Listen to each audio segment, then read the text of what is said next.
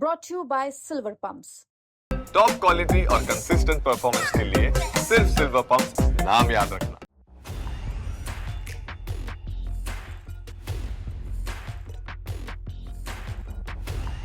Crime capital के 15 तारीख वाले एपिसोड में आपको याद होगा, हमने आपको शहादरा इलाके के जीटीबी एन्क्लेव में एक 20 साल की लड़की की गोली मारकर हुई हत्या की खबर बताई थी और साथ ही ये भी आपको बताया था कि कैसे उस लड़की के हत्यारे का पता लगाने में पुलिस के पसीने छूट गए।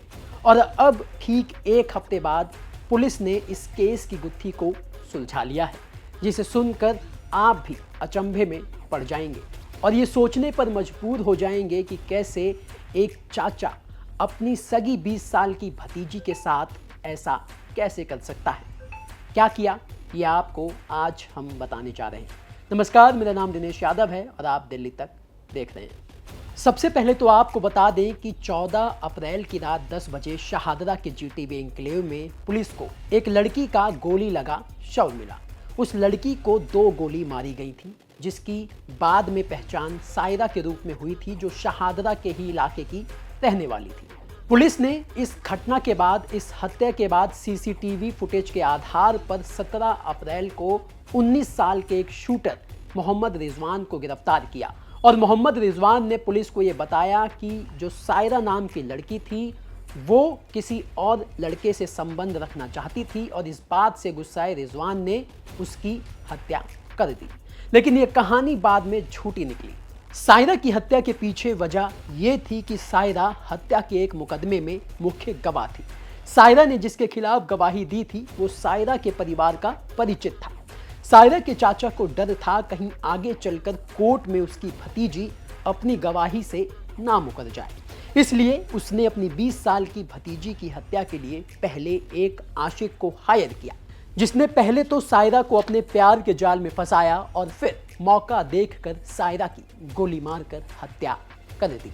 अब कैसे इस पूरे खेल को अंजाम दिया गया, कैसे एक किराए के हत्यारा ने सायरा के चाचा के साथ मिलकर उसको मौत के घाट उतार दिया, इसका पूरा खुलासा करते हुए शहादरा इलाके के डिप्टी कमिश्नर प्रशांत गौतम ने इंडियन एक्सप्रेस को यह बताया कि जब पुलिस ने कई बार उससे पूछताछ की तो वो बयान बदलने लगा। इसके बाद पुलिस का शक गहरा गया और गहन पूछताछ शुरू की गई।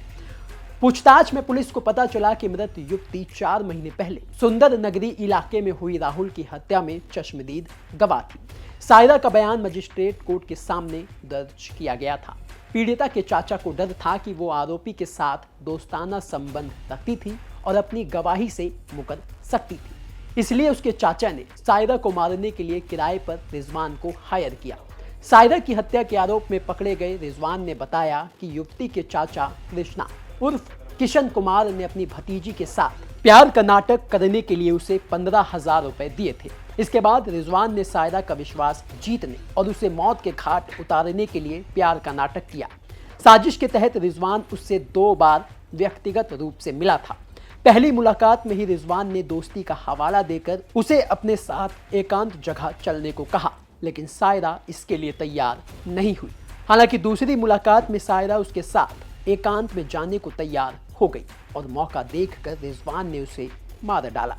रिजवान ने पुलिस को बताया, योजना के अनुसार सायरा को दिल्ली के बाहरी इलाके में ले जाकर उसकी पहचान छिपाने के लिए उसके शरीर को शत विशत करना था, लेकिन रिजवान उसे इतनी दूर जाने के लिए राजी नहीं कर पाया।